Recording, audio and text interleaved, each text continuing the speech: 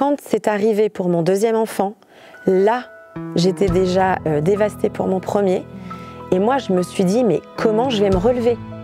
Et puis, vous savez, quand on est chrétien, qu'on est dans le ministère, imagine même la honte qui peut venir sur nous. Bonjour, bienvenue à Femmes en réveil. Aujourd'hui, nous avons une invitée d'exception, Émilie. Comment vas-tu? Merci de m'accueillir, je vais bien. Super. Aujourd'hui, on a un sujet assez sensible, donc on aimerait vraiment partager. Je vous invite à vraiment ouvrir vos oreilles. 120 millions de personnes dans le monde sont victimes d'agressions sexuelles. Et aujourd'hui, Émilie va nous raconter son histoire aussi. Donc du coup, on aimerait écouter ton vécu à toi à ce niveau-là. Bonjour à tous. Merci de prendre le temps d'entendre un petit peu cette histoire-là, qui a démarré dans ma vie d'une façon très chaotique. Pour la faire courte, à l'âge de 13 ans, je suis tombée dans la drogue. On m'a emmenée dans une rave party. On m'a mis de la drogue, du LSD et blackout, en fait. Je ne me suis pas rappelée de ce qui s'est passé. Et c'est des années plus tard que, en vivant en fait l'expérience douloureuse de mes enfants qui ont été touchés par des agressions sexuelles, c'est des années plus tard où ma mémoire traumatique s'est réveillée en regardant mes enfants qui, eux, ont été aussi victimes. Bon, moi, je ne suis pas née dans une famille chrétienne. J'ai rencontré des années plus tard le Seigneur à peu près à partir de 18 ans. J'avais une boutique de déco et j'ai une stagiaire qui est venue dans ma boutique et elle m'a parlé de Jésus. Donc, Jésus est venu me rencontrer dans ma boutique. Et à partir de là, je me suis dit, waouh! Qui es-tu, Jésus? Et donc, je me suis dit, waouh, je veux ce qu'elle a, cette fille. Elle buvait pas, elle fumait pas, elle avait de la joie. Je me suis dit, qu'est-ce qu'elle a de plus? Mais elle avait Jésus. Il m'avait donné une Bible, il m'avait donné un CD. Et puis un jour, elle me dit, mais viens, il y a quelque chose qui se passe à l'église. Et je suis arrivée dans cette église et puis j'ai été saisie de la présence de Dieu. J'ai été saisie d'un esprit de repentance et c'est là que je l'ai rencontré. Mais dans mon histoire, ce qu'il faut comprendre, c'est que je suis tombée dans la drogue. J'ai pas grandi dans une famille où il y avait la fidélité. Et pour moi, l'amour, c'était très compliqué. J'avais pas du tout confiance dans qui que ce soit, dans aucun homme. Et c'est des années plus tard où, quand j'ai rencontré Jésus, j'ai pu rencontrer donc mon mari. Et le cadeau de bienvenue, en fait, le cadeau de Dieu, c'était que cet homme-là, il s'était gardé toute sa vie pour sa femme. Donc pour me sécuriser, Jésus m'a donné cet homme-là. Donc voilà, on a commencé notre vie merveilleuse, on a commencé à servir le Seigneur ensemble, à rentrer dans le ministère. Et en ayant fini mon école biblique sur Genève, j'ai eu la proposition en fait, d'un couple de pasteurs qui m'ont dit viens si tu veux faire ton stage pastoral ici. Donc on a déménagé et on est arrivé ici. On est arrivé ici avec 3 de nos enfants, donc j'ai 5 enfants. Et quand on est arrivé ici, eh bien, il fallait trouver des écoles. Donc j'ai trouvé une école qui me paraissait très bien, qui me paraissait une petite école de village. Et c'est en arrivant en fait à la rentrée où là j'ai réalisé que c'était plus la même directrice, que la direction avait changé. Donc il y avait une directrice depuis 20 ans. Et le jour de la rentrée, j'apprends que c'est un nouveau directeur qui venait directement de Mayotte. Et en fait, ce qui s'est passé, c'est que pendant une année, mais pendant 2 ans en vrai, il a violé 50 enfants, tous les jours. Donc ça a été une très très grosse affaire. C'est un enfant de la 2e année, donc pas l'année de mon enfant qui a parlé. Oui. Et c'est comme ça en fait qu'on a pu revenir en arrière et comprendre ce qui s'était passé. Mais ce qu'il faut savoir, c'est que dans cette même année, donc mes 2 enfants étaient à l'école et j'avais un 3e enfant en bas âge. Et là, j'avais eu l'opportunité de pouvoir me former dans la délivrance, dans la relation d'aide. Et donc, ce que j'ai fait, c'est que j'ai fait garder mon autre enfant chez une nounou. Et vous savez, des fois, au nom du ministère, au nom même du travail, on se dit mais il faut que j'aille travailler, ou le Seigneur m'appelle là-dedans, il faut que je fasse garder mes enfants. Et on peut faire des grandes erreurs. Et ça a été une grande erreur, c'est que parce que j'avais l'opportunité de me former dans la délivrance avec une femme excellente, je me suis dit, tiens, je vais faire garder mon enfant. Et ce qu'il faut savoir, en fait, c'est que dans la même année, mes 2 enfants ont été victimes d'agressions sexuelles à 2 endroits différents. Et ce qui s'est passé, en fait, c'est que l'enfant qui était à l'école, lui, il n'a rien dit toute l'année. Mais je me disais, tiens, il est bizarre, ce maître. Il prend beaucoup de photos. Enfin, il y avait des choses comme ça qui m'interpellaient. Je me rappelle une fois, je lui ai dit, mais sinon, c'est vous qui emmenez les enfants aux toilettes? Ah non, non, non, non, moi je les approche pas, c'est la tsem. Il était particulier et m'interpellait. Et puis j'ai mis une amie sur le coup, j'ai dit, ça ne dit pas qu'on prie pour cet homme-là, il y a quelque chose. Mais j'arrivais pas à discerner ce qui se passait. Par contre, mon enfant, tous les jours, quand je le posais, il hurlait. Il disait, maman, je veux pas aller à l'école, il s'attachait à nous. Puis nous, avec mon mari, on se disait, non mais là, il faut que tu ailles à l'école, c'est normal, au début c'est difficile, enfin, imagine. Et il avait quel âge? Il avait 3 ans et demi, c'était la maternelle. Oh, wow. Donc, sa première expérience de l'école. Et puis à côté de ça, mon autre enfant qui était gardé donc, chez une nounou, on a eu la grâce que cet enfant-là a pu parler dans l'année. Et donc c'est une fois quand je l'ai changé, c'est là que mon enfant m'a dit « Maman, j'ai peur du monsieur », parce qu'en fait, le père de la nounou habitait en fait chez la nounou. Donc c'est le grand-père qui a agressé sexuellement mon enfant. Donc en fait, à partir du moment où cet enfant-là m'a parlé, j'ai eu les bons réflexes. Je l'ai regardé dans les yeux, puis je lui ai dit « Tu sais quoi, maintenant tu peux tout dire à maman. Maman, elle est là pour t'écouter et maman, elle va t'aider. » Et là, on est quand même rentré dans une longue période. Vous savez, on parle de déni collectif. Oui, c'est ça. Et la famille ne me croyait pas. Mon entourage ne me croyait pas. Enfin, c'était chaotique. L'église dans laquelle où j'étais ne me croyait pas. Et j'ai eu la grâce, qui est mon mentor maintenant, Sandra, qui m'a écoutée tout de suite. Tout de suite, elle m'a dit « Viens avec ton enfant, on va prier. Et puis, nous, on est là pour vous soutenir. » Donc, nous, on est arrivés, en fait, dans des conditions comme ça, auprès de Sandra. Et à partir du moment où mon enfant a parlé, ça a été, on dit, la descente aux enfers. C'est-à-dire que pendant des mois et des mois, elle ne dormait plus, elle parlait que de cet homme-là. Mon mari a dû passer des mois à la bercer, à la sécuriser, mais on ne savait pas qu'à côté de ça, notre enfant, tous les jours, vivait l'horreur. Voilà. Et donc le temps passe, et en fait, quand il s'est passé ça pour notre enfant chez la nounou, on a retiré nos 2 enfants de l'école sans savoir ce qui se passait. Et là, on les a mis dans une école chrétienne. Donc je bénis les écoles chrétiennes, parce que c'était des personnes qu'on connaissait, on était en sécurité, je faisais des trajets énormes pour les amener dans un lieu sécure.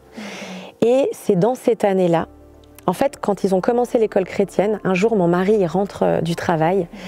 Donc nous, on était sur le dossier de notre enfant, chez la nounou. Et là, mon mari rentre du travail et il me dit « Non mais écoute la radio ».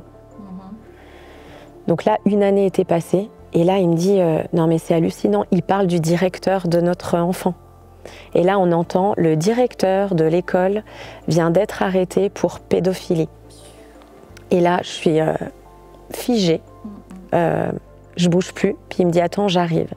Et donc là, ce qui se passe, c'est que on interroge rapidement notre enfant, mais on l'interroge mal. Parce que dans ces problématiques-là, on ne peut pas interroger n'importe comment notre enfant.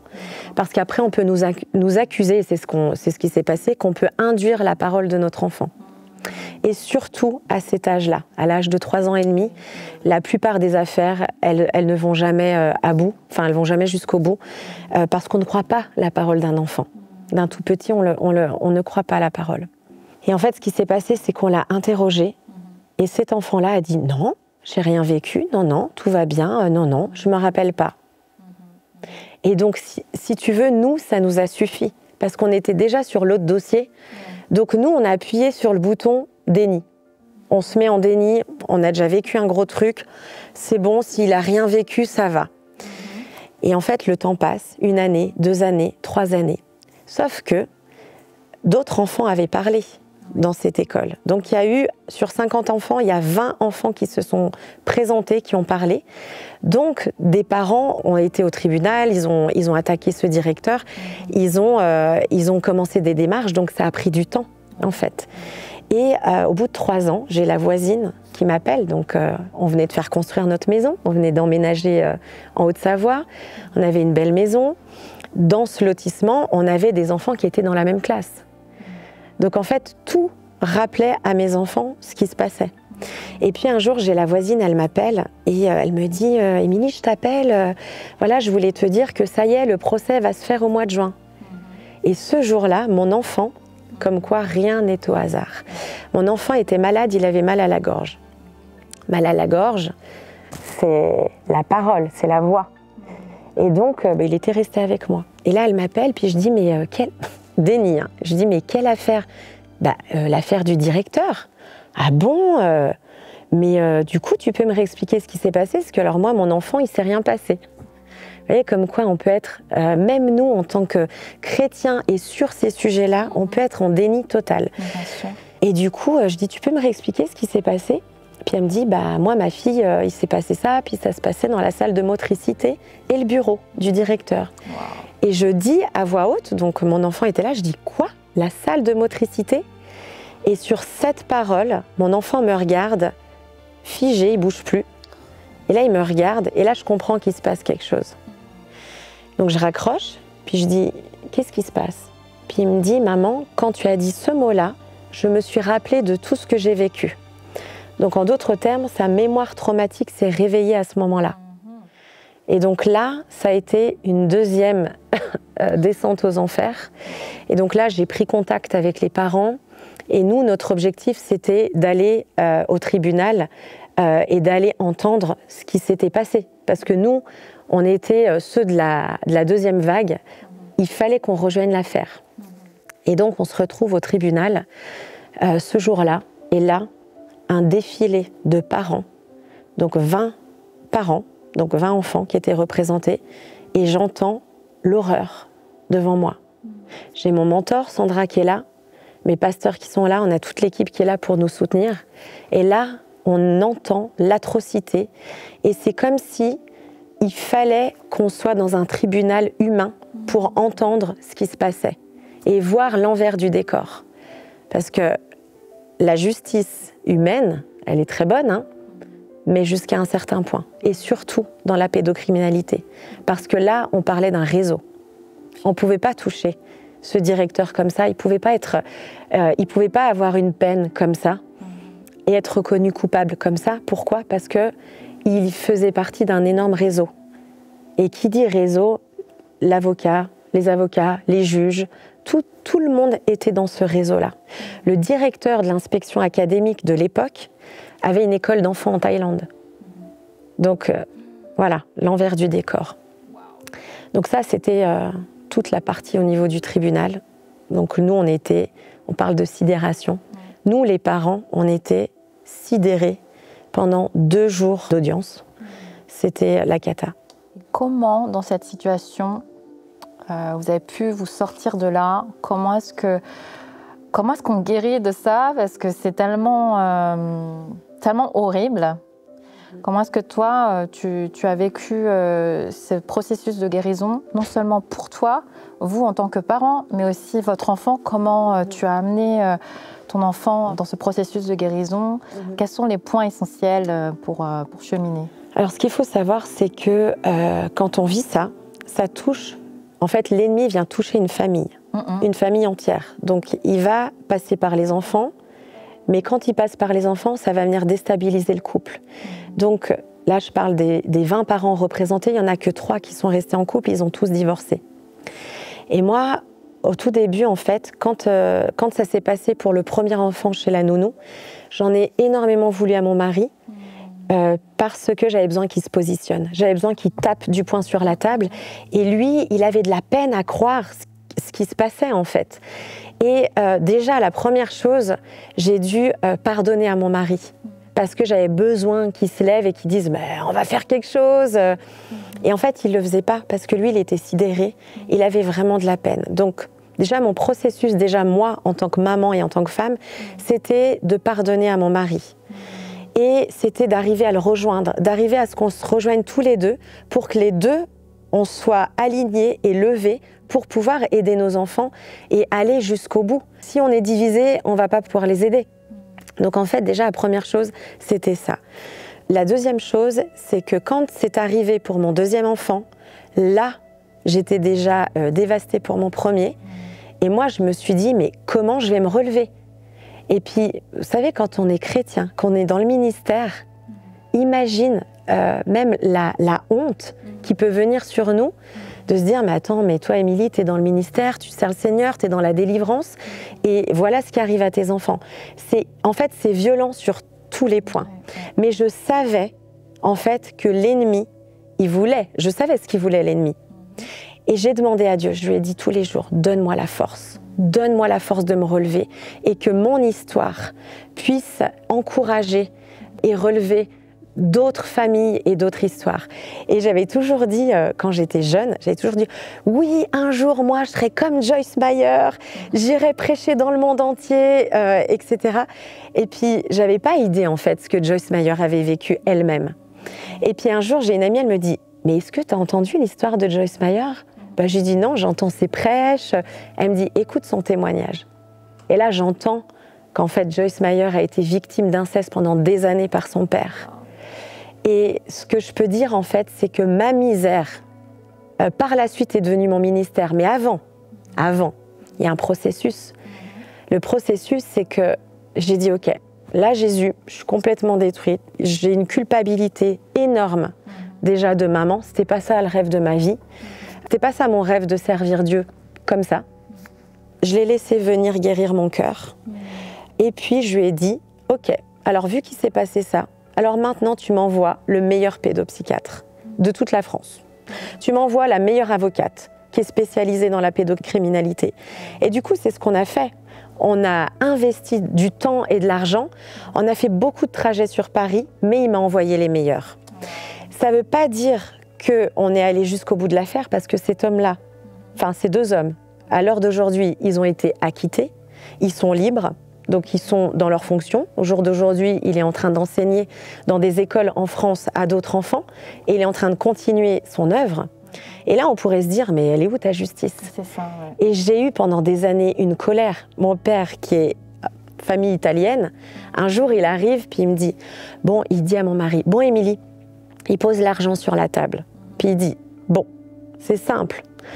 Pour lui casser la tête à cet homme-là, c'est 800 €. Mais pour le tuer, c'est 1000 €. Vous choisissez quoi? Et tu vois, c'est comme quand l'ennemi il vient te tenter. Puis c'est comme ça, il m'amenait ça sur un plateau, puis il me disait, tiens, tu peux faire justice. Je peux assoiffer et répondre à cette colère-là. Et là, on s'est regardé avec mon mari, puis là, on a dit, non, ça ira. Et on a fléchi le genou en pleurs pendant des années avec ma mentor. Et on a prié, on a prié, on a prié. Et on s'est dit, bah, Jésus, puisque dans ta parole, dans ce que tu as fait, dans ce que tu as accompli, tu guéris les malades, tu délivres ceux qui sont possédés, tu fais toutes sortes de miracles, Jésus. C'est qui tu es. Donc, si tu peux faire repousser des jambes, ça veut dire que tu peux guérir la mémoire traumatique de mes enfants. Amen. Et donc, on s'est positionné là comme ça, et on a prié comme ça pendant des années, et on a prié pour que Dieu, il envoie des ouvriers dans cette moisson et qui viennent nous aider. Parce qu'on a besoin d'ouvriers dans le milieu chrétien. On en a dans le monde. On a des très bons thérapeutes, on a des bons psychologues, on a des bons pédopsychiatres. Mais avant tout, c'est aussi l'Église. Nous, on est la réponse, en fait. L'Église, on est la réponse pour ces questions-là. Donc, en fait, j'ai demandé ça, j'ai prié ça. Et ce qui s'est passé, c'est que la première chose, c'est que j'ai une amie qui est venue vers moi, puis elle m'a dit, tu sais, Émilie, je dors plus la nuit. Le Seigneur me réveille pour tous ses enfants et pour toi. Et le Seigneur m'envoie pour ta vie. Il m'envoie pour être l'intercesseur qui va se mettre à tes côtés pour que je puisse prier afin que tu sois capable de pardonner aux agresseurs de tes enfants. On ne peut pas faire les choses dans le désordre. Et en fait, j'en étais pas arrivée à ce point-là. Donc, moi, j'étais prête, j'étais levée pour aider mes enfants, Mais d'arriver à un niveau où je suis capable de pardonner aux agresseurs, c'est comme le film La Cabane, où on kidnappe la petite Missy, la petite fille, puis le père, il est rempli de haine, il est dévasté. Mais pour en arriver à être capable de libérer le pardon sur cet agresseur, il a fallu qu'il fasse le chemin inverse, qu'il retourne sur ces lieux-là. Et moi, j'ai dû retourner sur ce lieu-là où mon cœur s'était arrêté. Et donc, j'ai laissé Jésus venir dans ces lieux-là. Et je dis, ok, Jésus, viens là. Viens là où mon cœur il s'est arrêté. Où mon cœur il s'est arrêté de battre en tant que maman. Viens ici. Puis il est venu. Et tu sais quoi? Il m'a montré où il était. Il m'a montré le souvenir. Il m'a montré dans ses pires atrocités que Jésus était là, pas pour faire du voyeurisme, il était là et il a fait quelque chose. Parce que Jésus, dans notre vie, il est toujours là. Il attend qu'on lui dise « Ok, viens » et il fait toujours quelque chose. Donc il m'a montré dans ses souvenirs atroces que Jésus était là. Il a montré à mes enfants aussi. Parce que j'ai la grâce de pouvoir accompagner toutes ces personnes en entretien individuel, des entretiens conduits par le Saint-Esprit. Et donc, on a toutes ces notions de souvenirs, parce que Jésus, il vient guérir les souvenirs. Il vient guérir de nos traumatismes. Et du coup, mes enfants ont vu Jésus. Ils ont vu Jésus dans ces souvenirs-là. Ils ont été guéris et ils ont vu Jésus agir. Ça, c'est énorme. Donc ça a été un processus des années, ce que je te dis. Combien de temps à peu près ça prend? Ça fait, à l'heure d'aujourd'hui, ça fait 8 ans. 8 ans de processus dans notre couple, en tant que parents, individuellement et dans la vie de nos enfants. Et nos enfants, ils ont grandi entre-temps. Oui, c'est ça. On a des adolescents maintenant.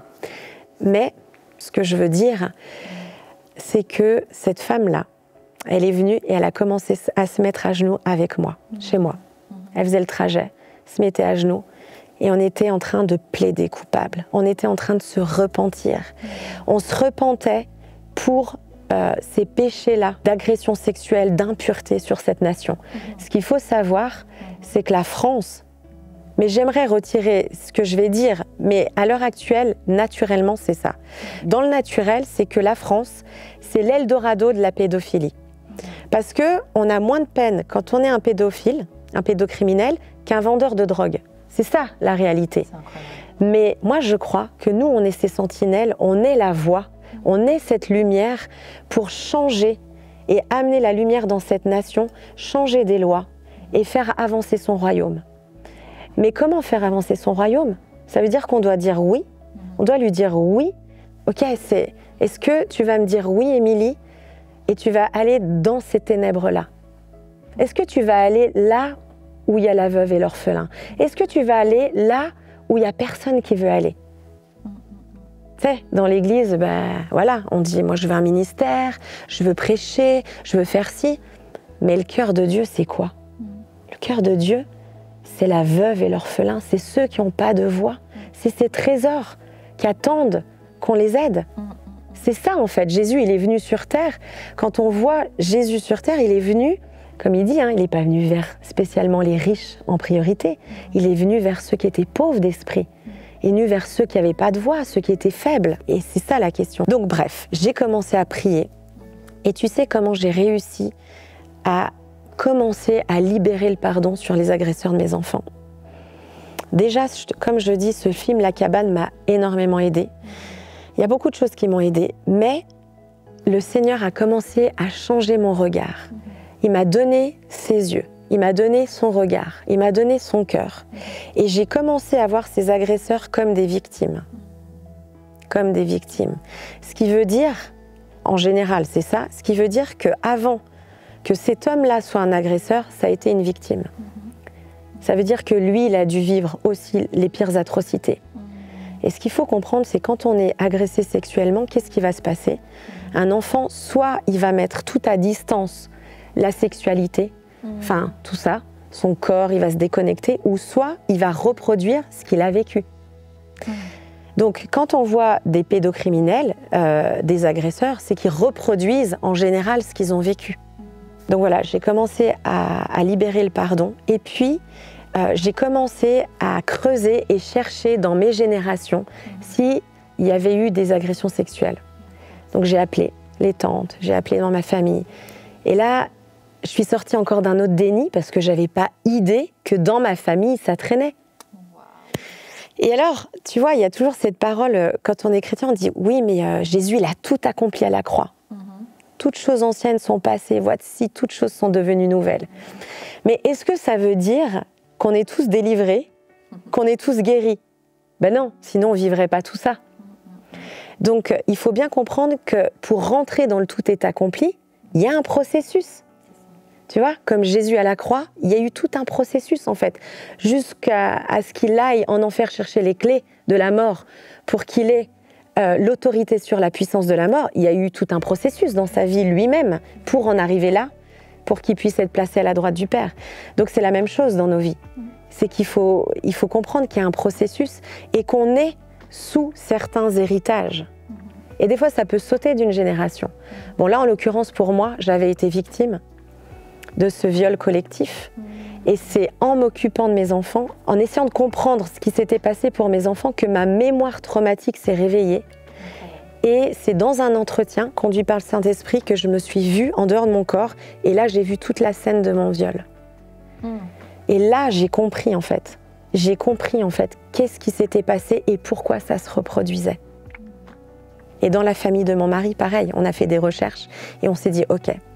Et là, on s'est dit, alors là, c'est le temps maintenant de commencer à prier, de commencer à plaider coupable, parce qu'on est tous coupables finalement, et de plaider coupable devant le trône de Dieu contre toute cette impureté, cette injustice, tout ce qui traîne dans nos générations, mais qui est sur la France en fait. Donc on a commencé à rentrer dans cette intercession-là, tu vois. Et en fait, le miracle, parce que rappelle-toi, pendant des années, je priais pour que mes enfants soient guéris. Donc, ce qu'il faut savoir, c'est que mon enfant chez la nounou avait développé un ami imaginaire. Parce que quand on vit des agressions sexuelles, ce qui se passe, c'est qu'on se déconnecte de notre corps et on est dissocié. On parle de dissociation. Ça, c'était pour mon enfant chez la nounou. Et mon enfant à l'école, lui, quand sa mémoire traumatique est revenue, il vivait, donc 3 ans après, il vivait les scènes 8 à 10 fois par jour. Donc, il est rentré dans un haut stress post-traumatique. Voilà. Et donc là, en fait, pour pas qu'il saute du balcon, il fallait qu'on le mette sous médication pour mettre à distance les souvenirs. Ça a été très compliqué pour moi de mettre mon enfant sous médication parce que moi, venant du milieu de la drogue, c'était très compliqué pour moi. Mais je me suis dit, si je le fais pas, on va le perdre. Donc en fait, on l'a mis pendant un temps sous médication. Puis là, je vais te parler du miracle. Et ce qui s'est passé, en fait, c'est que pendant 1 mois à peu près, il n'avait plus de médication. Mais quand il était sous médication, je retrouvais mon enfant avec des émotions, parce qu'il avait perdu toute émotion. On aurait dit un enfant, mais un adulte en même temps, tu vois. Et du coup, je dis à mon mari, il n'a plus de médication, il faut qu'on en reprenne. Et puis mon enfant, il dit non, moi c'est bon, je veux plus ça. Et pourquoi tu veux plus ça? Bah parce que je me rappelle pourquoi je dois le prendre. Donc en fait, je lui disais, prends ton cachet, mais il se rappelait pourquoi. Enfin, c'était un cercle vicieux. Et mon mari, il dit, bah laisse, s'il va bien, on va pas lui redonner. Et moi, j'étais là, bon, ok, d'accord. Et puis, cette période-là, on a notre pasteur qui fait un appel pour les baptêmes. Et moi, je savais que mes 2 enfants, les 2 aînés, ils voulaient se faire baptiser depuis longtemps. Puis j'étais là, tranquille, vous êtes petits. Et puis, donc, j'ai cet enfant-là, il me dit, moi, je veux me faire baptiser. Puis l'autre aussi, j'étais là. Et mon mari me dit, écoute, on va aller à la préparation au baptême. Il y va. Et puis, le pasteur, il demande, pourquoi voulez-vous faire baptiser, tout ça. Et puis, lui, il dit, j'ai demandé quelque chose à Dieu. J'ai demandé un miracle à Dieu. Il l'a fait. J'ai plus aucun doute. Je veux le suivre. Et là, on dit rien. Il rentre avec cet enfant. Puis mon mari me dit, voilà ce qu'il a dit, mais je ne sais pas trop. Et puis 2 jours passent. Et le vendredi, il fallait que je l'aide à écrire son texte pour son baptême, son témoignage. Je dis, bon alors, c'est quoi ton témoignage? C'est quoi ton miracle? Et puis là, il dit, en fait, j'ai demandé de ne plus avoir ces souvenirs. Je les ai plus, maman. Incroyable. Puis moi, là, je rentre dans l'incrédulité totale, comme quoi. Je dis, comment ça, t'as plus de souvenirs? Il me dit, j'ai plus de souvenirs, j'ai demandé un miracle à Dieu. Je sais que j'ai été victime d'abus, d'agression sexuelle, mais je n'ai plus les souvenirs qui me torturaient. Et donc là, je regarde mon mari, on bouge plus, puis il me regarde et il me dit, d'ailleurs, demain, je peux le témoigner? Je dis, mais de quoi? Bah, que j'ai été victime d'abus et que Jésus m'a guéri. Je suis là, tu sais, devant tout le monde, tranquille. Et puis mon mari me dit, non, Émilie, laisse-le. S'il sent qu'il doit le faire, vas-y, quoi. Et donc ce jour-là, c'est il y a 2 ans, il témoigne sur cette scène-là. Il témoigne publiquement, mais cash, ça a été direct. Il dit, voilà ce que j'ai vécu. J'ai été victime d'abus et maintenant je veux suivre Jésus, il m'a guéri. J'ai plus de souvenirs. Et là, on a Sandra, ma mentor, mon pasteur, qui arrive, qui court sur la scène, qui prend mon enfant, qui le plonge dans les eaux du baptême. Tout le monde crie, c'était genre la fête, c'était l'explosion de joie parce que c'était le signe devant nos yeux que Dieu, il avait accompli un miracle. Il était le signe du miracle pour nous. Donc en fait, pour nous, c'était « Non mais Seigneur, tout est possible, quoi !» Tu peux tout faire. Et donc, ça a été un grand jour de victoire. Et là, on s'est dit, OK, là, maintenant, à partir de ce jour-là, c'est OK. On est d'accord de se lever. Ça ne veut pas dire que je n'étais pas levée auparavant, parce que je m'occupais d'autres enfants. J'accompagnais d'autres enfants victimes et des adultes. Hein. Mais c'est bien d'accompagner les autres, mais on a envie de le voir dans notre famille, tu vois. Et là, de voir ça, non, j'étais là. Magnifique. Et mon autre enfant chez la nounou avait un ami imaginaire, guéri totalement, réintégré dans son corps. Cet enfant-là a été réintégré et elle n'a plus eu besoin d'avoir cet ami imaginaire qui lui disait toutes sortes de choses dans sa tête. Totalement délivré. D'accord, incroyable.